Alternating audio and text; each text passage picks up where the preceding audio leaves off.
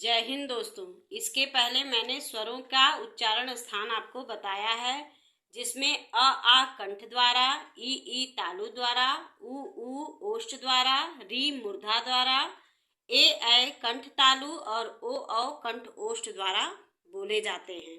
अब मैं आपको व्यंजनों के विषय में बताने जा रही हूँ।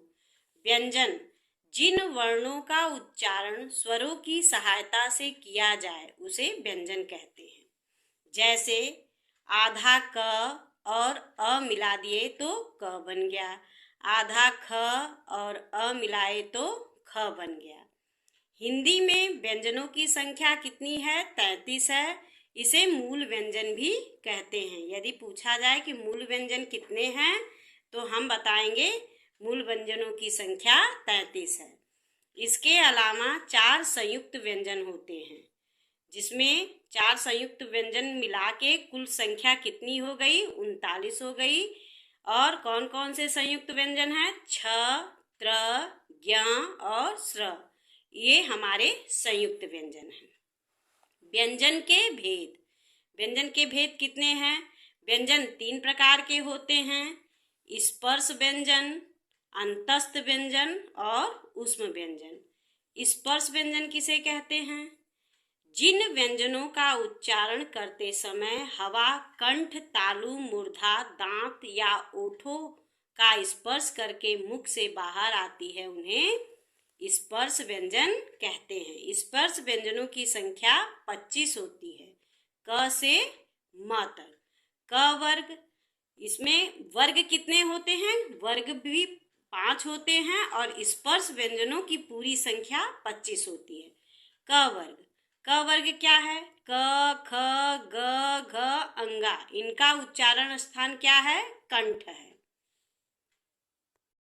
च वर्ग, च वर्ग क्या है? च, छ, ज, झ, ञ।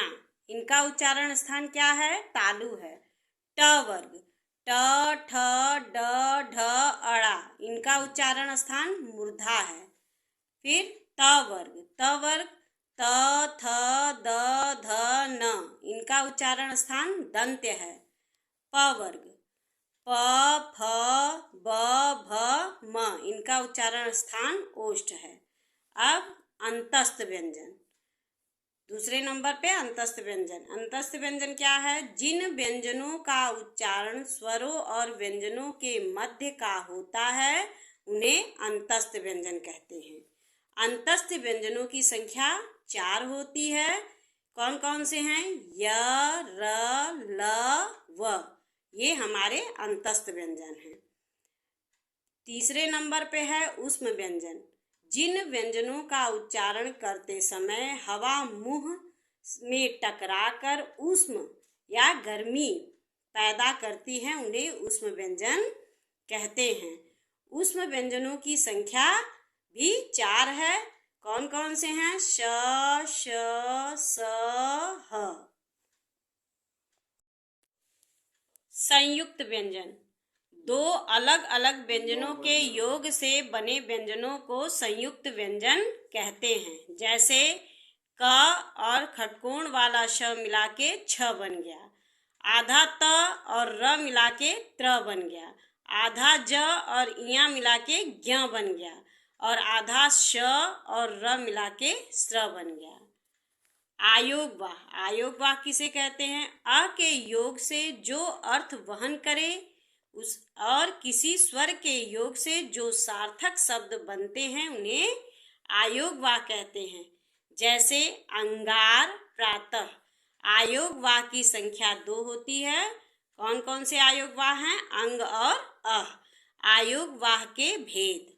आयोग वाह के भेद क्या हैं? आयोग वाह 3 प्रकार के होते हैं। पहला अनुस्वार, दूसरा विसर्ग और तीसरा अनुनासिक।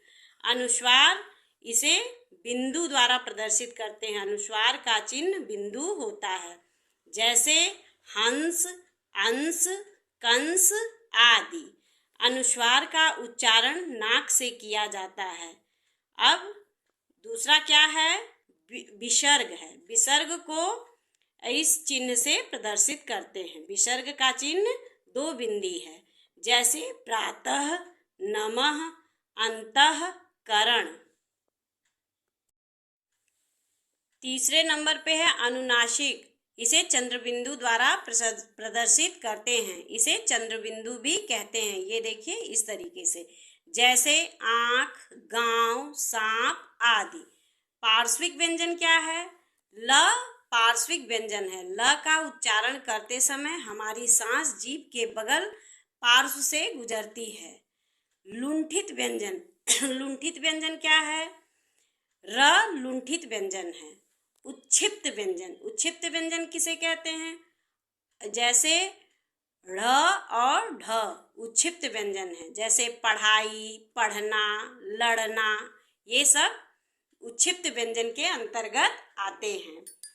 इन वर्णों को द्विपृष्ठ या ताड़न जात व्यंजन भी कहते हैं। इनका उच्चारण करते समय हमारी जीभ हमारे तालु को छूते हुए एक झटके के साथ नीचे की तरफ आती है। दंत्योष्ठ व्यंजन, दंत्योष्ठ व्यंजन कौन से हैं? हिंदी वर्णमाला में व को दंत्योष्ठ व्यंजन कहते हैं। ये परीक्षा में अक्सर बार बार पूछे गए वर्ण हैं।